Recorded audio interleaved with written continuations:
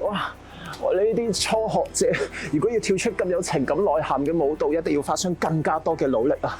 不如今次我哋嚟欣賞由香港舞蹈團為大家帶嚟精彩嘅舞沉萬丈中國舞表演啦！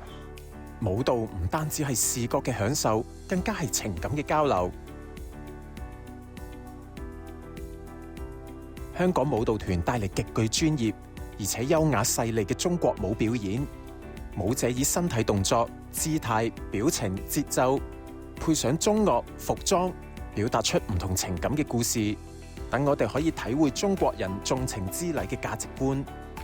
除咗舞蹈表演之外，一眾舞者仲同台下嘅學生互動交流，擺出唔同嘅動作，感受身體語言。